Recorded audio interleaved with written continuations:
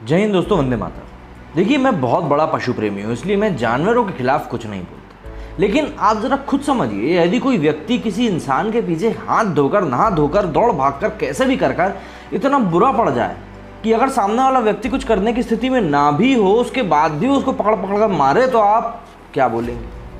भाई जाहिर सी बात है, आपको मन में विचार आएगा कि यार क्या हो। अब यहाँ पर ऐसा है कि गुजरात में जब मुख्यमंत्री नरेंद्र मोदी जी थे, तब उनकी चर्चा हुआ करती, और आज की डेट में अगर किसी मुख्यमंत्री की सबसे ज़्यादा चर्चा होती तो वो होती है योगी आदित्यनाथ की। और सीधी सी बात है, किसी गलत कारणों से नहीं, क्योंकि ये तो योगी लोग हैं भाई, तो इनकी चर्चा होती है इनके एक्शंस के कारण, जो ये कार्रवाई करते हैं।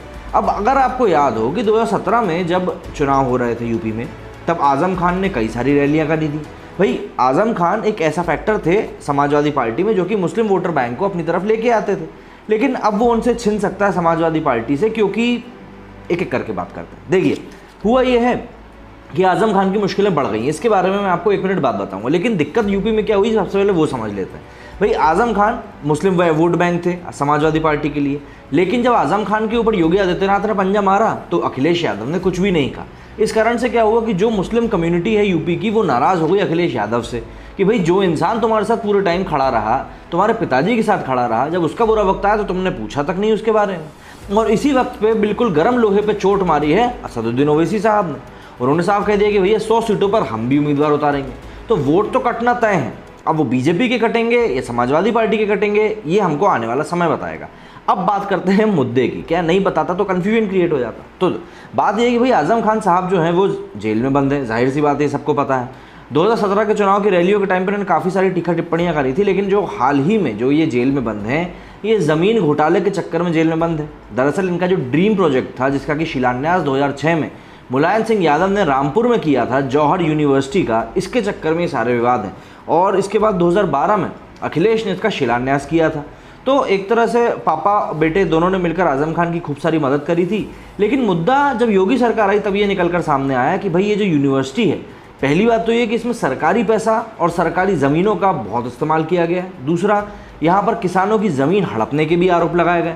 तो इस तरीके से आज़म खान के ऊपर कई सारे आरोप लगाए और वो सही भी साबित होते हुए दिखाई दिए। भाई तभी तो वो जेल में बंद, नहीं तो वो छूट गए होते। इसके अलावा अगर आप ध्यान दें तो ऐसा नहीं कि वो सिर्फ आज़म खान के पीछे पड़े, मुख्तार अंसारी और एक और कोई है वहाँ का बाहुबली नेता, उनकी करीब करीब 11 अरब रुपए की संपत्ति को कुर्क कर दिया गया है। तो जाहिर सी बात है भाई, योगी आदित्यनाथ जो है वो बिल्कुल भी गुंडा राज चलने देना नहीं चाहते। लेकिन आज़म खान ऑलरेडी जेल में बंद है, उसके बाद भी उनकी परेशानियां ख़त्म होने का नाम नहीं ले रही। अब आप पूछोगे भैया वो कैसे, जब इंसान जेल में बंद है तब तो वो क्या ही कर सकता है। तो यार बात ऐसी है कि आप जितने भी पाप इस जन्म में करोगे, उन सभी के कर्म आपको इसी जन्म में भुगतने पड़ेंगे, यही बात है। अब ये बात, अब भाई देखिए, कम्युनिटी वाइज मत जाइएगा, ये तो हमने बताया है जो चीज़ होती है। हर धर्म में इस चीज़ को घुमा फिरा कर कहा गया है। तो अब आज़म खान साहब जो हैं उनके ऊपर इस बार ईडी, मतलब प्रवर्तन ईडी का बात करते हैं अपन, उसका हम हिंदी नाम भूल गए, बड़ा अजीब सा लग रहा था। तो ईडी ने जो है भाई अब यहाँ पर क्या कार्रवाई करी है कि ईडी ने मनी लॉन्ड्रिंग का केस डाल दिया है, किसके ऊपर? आज़म खान के ऊपर। और उन्होंने रामपुर के डीएम को एक चिट्ठी लिखी है और 5 प्रकार की उनसे जानकारियाँ मांगी हैं। और क्यों मांगी हैं? वो आकाश सक्सेना जो कि बीजेपी के नेता हैं रामपुर से, उनकी शिकायत के ऊपर मांगी है। और उन्होंने इसके साथ ही साथ एक नोडल अधिकारी का नंबर भी सार्वजनिक किया है कि भाई किसी के पास अगर इस संबंध में कोई और जानकारी है आज़म खान के खिलाफ, तो वो उस नंबर पर जानकारी दे सकता है। अब हम सबसे पहले समझते हैं कि भाई वो प्रवर्तन न्यायालय, ये नाम है उसका। हाँ, तो अब हम सबसे पहले समझते हैं कि वो कौन सी 5 जानकारियाँ हैं जो कि डीएम से मांगी गई हैं ईडी के द्वारा। तो सबसे पहली है कि जौहर यूनिवर्सिटी पर एडमिनिस्ट्रेटिव कंट्रोल किसका है। दूसरी, अभी तक मोहम्मद अली जौहर यूनिवर्सिटी मामले में क्या कार्रवाई हुई है और कोई मामला अदालत में विचाराधीन तो नहीं है। दूसरा हो गया। इसके बाद तीसरा है, ज़मीन अधिग्रहण करने के वो सभी रिकॉर्ड मांगे हैं जिसमें गलत तरीके से सरकारी और दूसरी ज़मीनें जौहर यूनिवर्सिटी ट्रस्ट के नाम पर अधिग्रहित करी गई हैं। ये हो गया। चौथा, यूनिवर्सिटी के खिलाफ स्थानीय प्रशासन और राज्य सरकार के सभी आदेश की कॉपी मांगी गई है।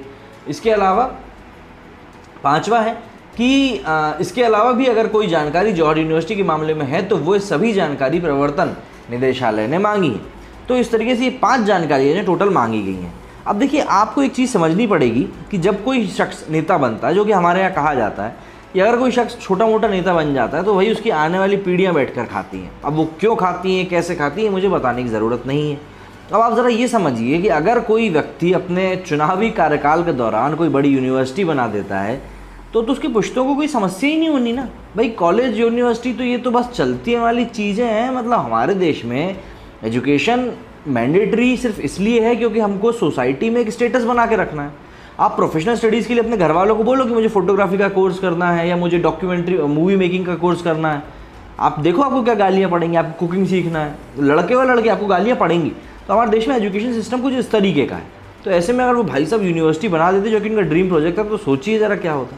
तो इस तरीके से आज़म खान की जो समस्या है भैया वो हाल फिलहाल में तो कम होती हुई दिखाई दे नहीं रही हैं, बल्कि हो सकता है कि आने वाले समय में थोड़ी और बढ़ भी जाए। अब आपके क्या विचार हैं इस बारे में और आज़म खान के बारे में आप क्या कुछ कहना चाहते हैं, मुझे कमेंट सेक्शन में लिख के ज़रूर बताइएगा। मेरे इस वीडियो में फिलहाल इतना ही। जय हिंद, जय भारत।